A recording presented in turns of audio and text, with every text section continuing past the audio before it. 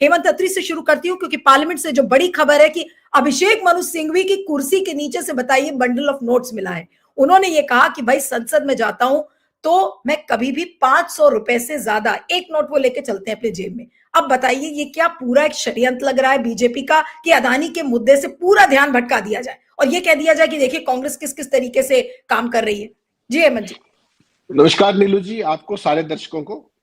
और सबसे पहले तो एक सवाल में भारतीय जनता पार्टी के जो वयोवृद्ध जितने भी वरिष्ठ वहां पर एक से एक धुरंधर बैठे हैं उनसे एक सवाल जरूर पूछना चाहूंगा कि पार्लियामेंट के अंदर क्या कोई ऐसा कानून है क्या, अगर कोई है तो, कि वहां पर कोई सांसद कितने पैसे लेके जा सकता है? ये भी होगा ना एक, उसमें अगर वहां पर करोड़ों रुपए मिल गए हैं उनके नीचे, उनकी सीट के नीचे, फिर तो ये बड़ा मामला है, संसद की गरिमा का भी सवाल है। लेकिन मान लीजिए अगर वहां 2-3-4 गड्डी मिल भी गई है तो 2 ही लाख रुपए कोई बहुत बड़ी बात नहीं है।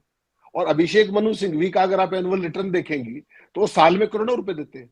अगर हम इसको ठीक भी मान लें तो इसकी अडानी से तुलना कैसे होगी? पहली बात तो क्या उनकी जेब से किसी ने पैसे गिरते हुए देखे हैं या उनको वहां पे रखते हुए देखे हैं? कितने पैसे हैं, क्यों, किन हालात में वहां पर गए, वो आज सुबह बरामद हो गए। क्या आपने अभिषेक मनु सिंघवी से पूछा भी या नहीं पूछा? जो भी स्थिति है, आप इस पूरे मामले को डाइल्यूट क्यों करना चाहते हैं? नहीं, और सबसे बड़ी बात है हेमंत जी कि आप एक सांसद का नाम ले रहे हैं, आप इतनी बड़े लांछन आप नाम लगाकर बोल रहे हैं कि ये फलाना फलाना नंबर की कुर्सी थी जिसके नीचे नोट्स मिले। जी हेमंत जी।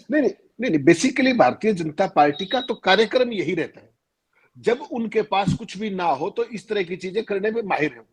मेरे आपसे चंद साधारण सवाल है, जो आपने इंट्रो में कहा, बहुत ही सीधे सवाल है।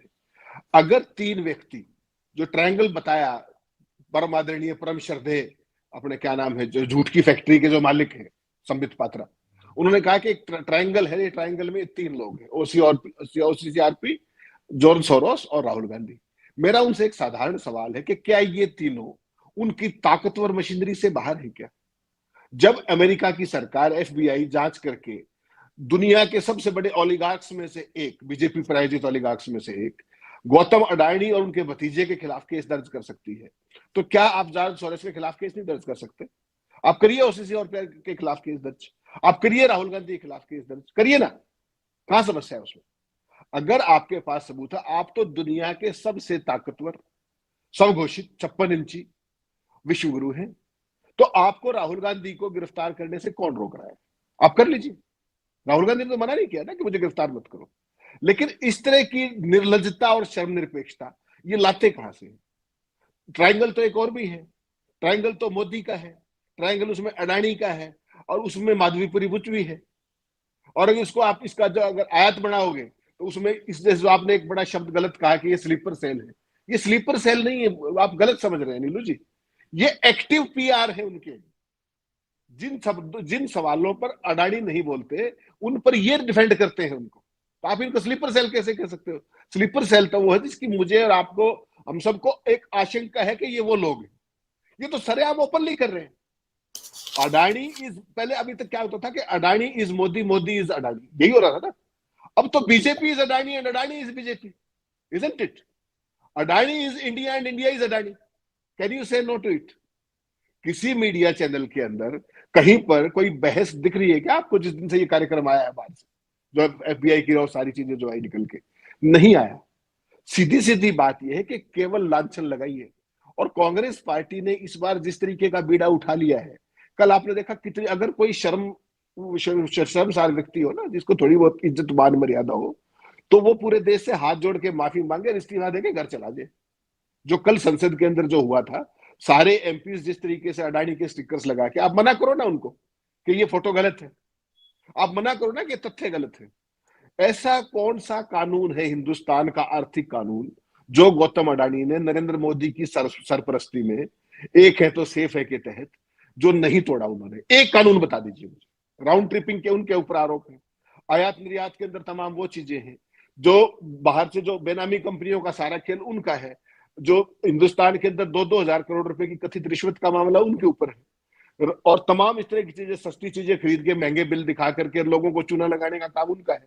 सस्ता कोयला महंगा बेच के मेरे और आपकी जेब पे डाका डालने का काम उनका है। कोई एक धारा बता दीजिए मुझे। उसके बावजूद भी सवाल मेरा केवल इतना है कि अमेरिकन एजेंसी हिंदुस्तान की रिश्वत के ऊपर मुकदमा चला रही है, मोदी के सबसे प्रिय व्यक्ति के ऊपर। और हिंदुस्तान की SEBI, forget about anything else, action या एफआईआर छोड़ दीजिए, सीबीआई ईडी भूल जाइए, क्या सेबी का ये बेसिक मिनिमम ये नहीं है कि नोटिस देके पूछ तो ले कम से कम कि क्या था? ये उतना भी नहीं। तो ये सारी चीज क्या कह रही है? आप रख दो 500 के 4 पैकेट, क्या फर्क पड़ता है? अभिषेक मनु सिंह उसका जवाब भी दे देंगे, वो तो 2 करोड़ का भी दे देंगे। बिल्कुल, is one of the highest tax pairs in the country.